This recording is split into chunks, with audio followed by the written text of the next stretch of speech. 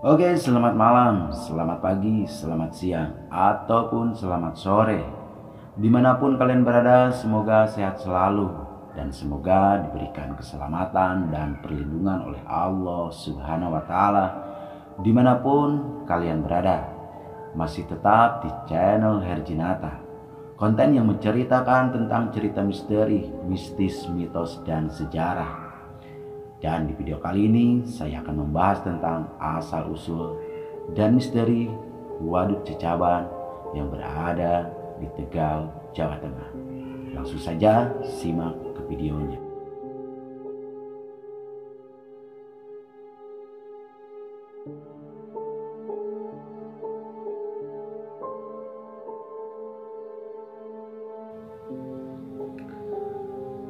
Bicara tentang sejarah, tentunya di belahan seluruh dunia semuanya pasti mempunyai asal-usul awal terbentuknya suatu daerah dan kisah pilu di dalam perjuangan terbentuknya dan berdirinya daerah tersebut.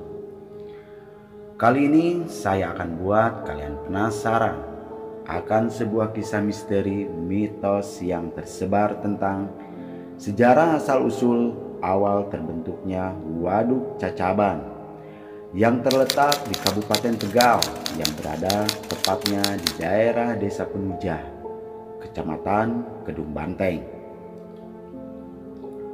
Rumornya waduk ini sudah dicanangkan pada zaman Belanda, tepatnya tahun 1945. Kemudian waduk ini diresmikan oleh Bapak Presiden pertama Insinyur Soekarno. Menurut cerita para warga masyarakat di zamannya, proses pembuatan Waduk Cacaban ini terdapat kisah-kisah mistis di dalamnya. Wacana proses pembuatan dan pembangunannya konon katanya sudah dirancang di zaman dahulu kala, yaitu di zaman Belanda. Namun saat orang-orang Belanda berupaya membangun waduk tersebut selalu mengalami kejadian-kejadian yang aneh tak terduga. Konon katanya selalu longsor saat proses pengerjaannya dan berlangsung terus-menerus, sehingga mereka orang-orang Belanda memutuskan menghentikan proses rancangan pembentukan waduk tersebut, hingga akhirnya minggat meninggalkan daerah waduk tersebut untuk jangka waktu yang lama.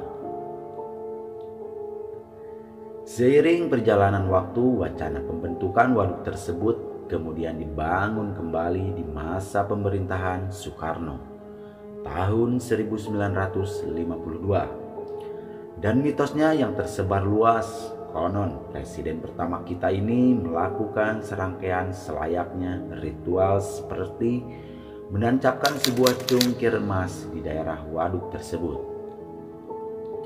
Hal ini dilakukan supaya waduk tersebut agar tidak terulang longsor kembali, seperti saat zaman dahulu kala ketika mereka orang-orang Belanda berupaya membangunnya kala itu.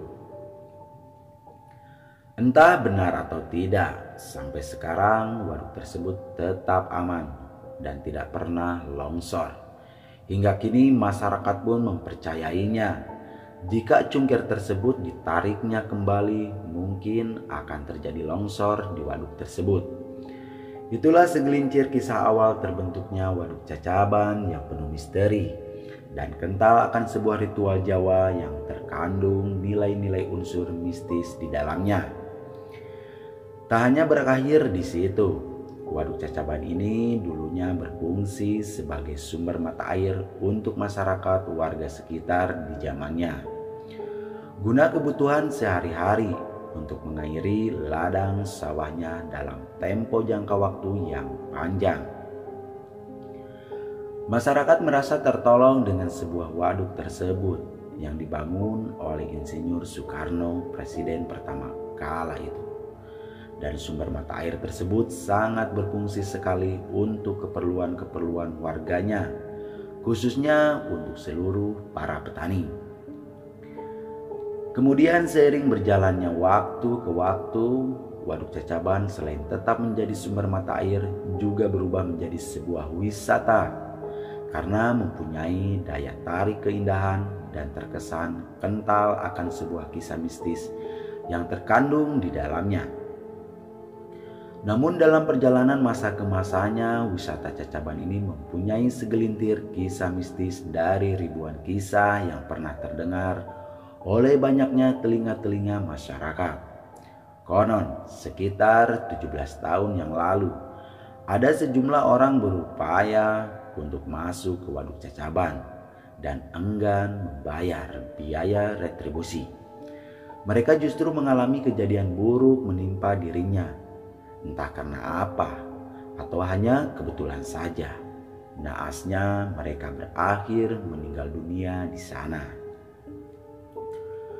Uniknya kejadian ini seperti sudah digariskan bakal terjadi dan nyata terbukti.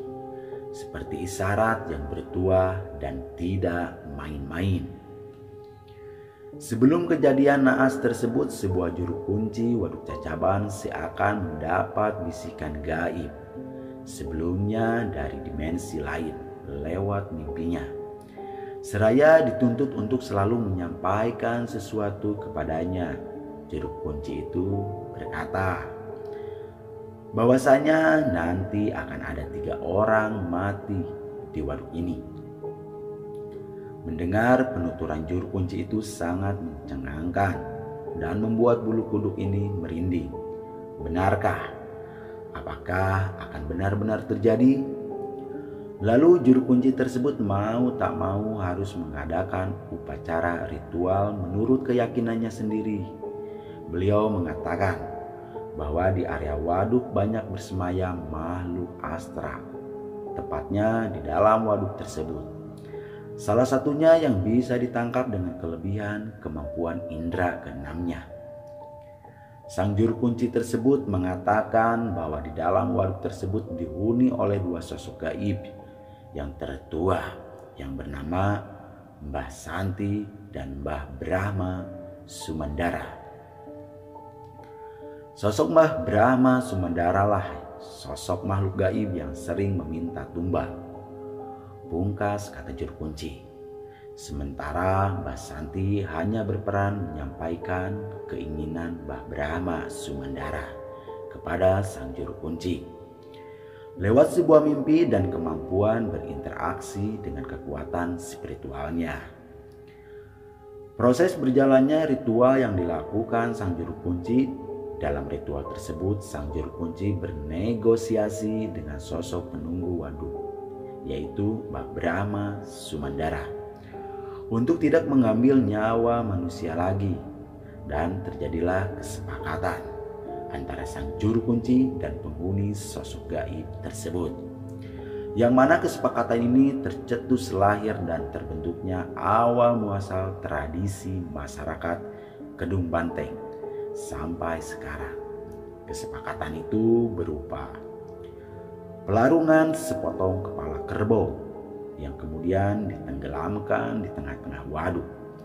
Ritual ini dilakukan setahun sekali sebagai pengganti supaya sosok penunggu waduk tidak memakan korban manusia kembali. Ternyata isyarat beliau benar-benar terjadi. Esok harinya Waduk Cacaban memakan 3 korban nyawa manusia. Selain memang kental akan nuansa mistis di daerah ini, Waduk Cacaban juga terkenal akan sebuah daya tarik keindahan. Air yang tenang, konon banyak sebuah ikan mujairnya, kata salah satu pemancing yang kebetulan ada di pinggiran waduk tersebut. Banyak juga kata warga sekitar mengatakan bahwa waduk ini sering dibuat sasaran tujuan banyak orang yang hobi memancing. Ada yang dari dalam kota, ada juga dari luar kota, seperti Pemalang, Pekalongan, Brebes, dan kota lainnya.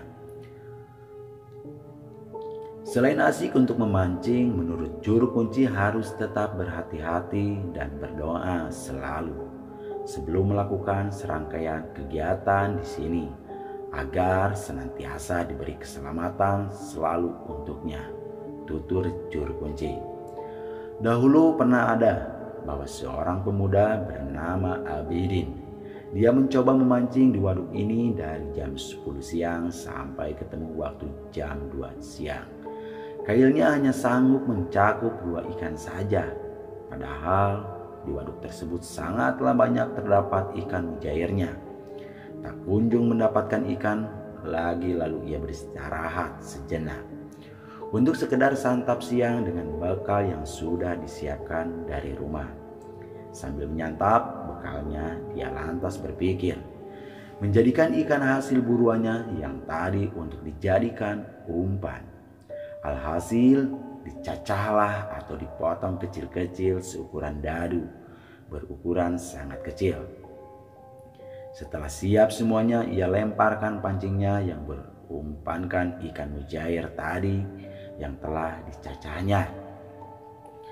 Namun sesaat umpan itu masuk ke dalam air waduk tersebut, seketika nampak seperti gelombang besar dari jauh mengarah menghampiri pemuda tersebut yang bernama Abidin. Abidin pun sontak kaget melihat kejadian itu. Tetapi setelah gelombang ombak besar tersebut sangat dekat, Abidin baru menyadarinya bahwa yang nampak dilihatnya seperti ombak besar itu ternyata segerombolan ribuan ikan mujair. Sadarlah ia akan kesalahannya dan merasa ada keanehan yang terjadi. Ia pun segera langsung membuang sisa potongan-potongan ikan mujair yang telah dicacah sebelumnya yang akan dijadikan umpan, agar tidak terjadi sesuatu yang buruk menimpa dirinya. Itulah segelintir kisah misteri dari ribuan kisah yang ada di Waduk Cacaban, Kabupaten Tegal. Sungguh di luar nalar. Banyak kejadian-kejadian aneh seketika yang terus datang bagi siapa saja yang tidak berhati-hati menjaga sikap dan ucapan hatinya. Percaya atau tidak percaya dikembalikan kepada diri kita masing-masing. Semoga Allah memberikan keselamatan dan perlindungan dimanapun kita berada. Saya Heri Jinata, wassalam.